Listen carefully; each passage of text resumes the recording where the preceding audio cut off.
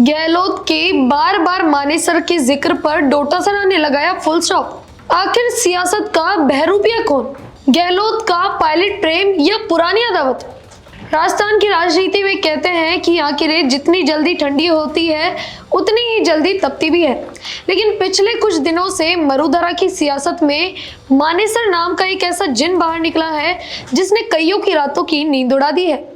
नमस्कार, मैं हूं खुशी और आप देख रहे हैं भारत रफ्तार। राजनीति के जादूगर कहे जाने वाले पूर्व मुख्यमंत्री अशोक गहलोत आजकल अपनी छड़ी कुछ इस तरह घुमा रहे हैं कि निशाना सीधे अपनों पर ही लगा रहा है।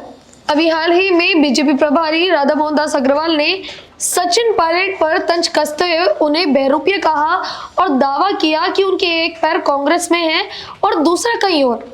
इस हमले पर अशोक गहलोत तुरंत ढाल बनकर सामने आए और उन्होंने कहा कि पायलट की दोनों टांगे कांग्रेस में हैं और कांग्रेस में ही रहेंगी।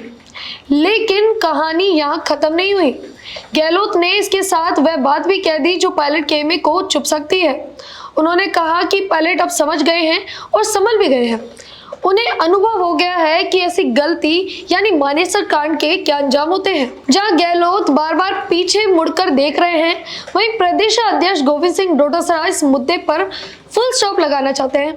डोटासरा ने दो टूक शब्दों में कह दिया है कि मेरी समझ में अब हमें आगे बढ़ जाना चाहिए और मारवाड़ी में तो कहावत ही है कि रात गई तो बात गई। डोटासरा का ये बयान साफ संकेत है कि संगठन अब गुटबाजी की इस आग को और हवा नहीं देना चाहता।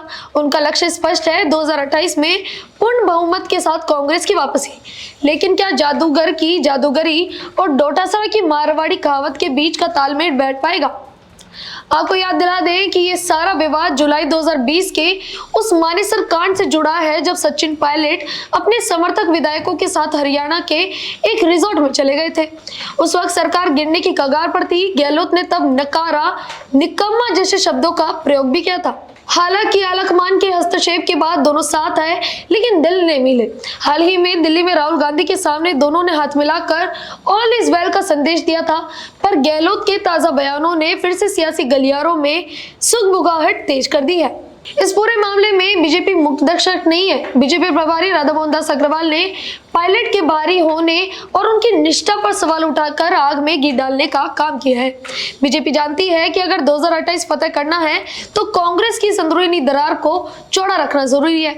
वही जानकारों का मानना है कि गहलोत का बार बार मानेसर का जिक्र करना उनकी एक सोची समझी रणनीति हो सकती है ताकि पार्टी में पायलट के बढ़ते कद को पुरानी गलतियों के साये में रखा जा सके। राजस्थान की सियासत में फिलहाल रात गई बात गई वाला फॉर्मूला कागजों पर तो दिख रहा है, लेकिन हकीकत में बात अभी खत्म नहीं हुई है। क्या 2028 की जीत का दावा करने वाली कांग्रेस अपनी इस गुटबाजी को दफन कर पाएगी या मानेसर का ये जिन बार बार आता रहेगा? आपकी इस पूरे विषय पर क्या राय है, हमें कमेंट बॉक्स में जरूर बताएं और बने रहें भारत रफ्तार के साथ। धन्यवाद।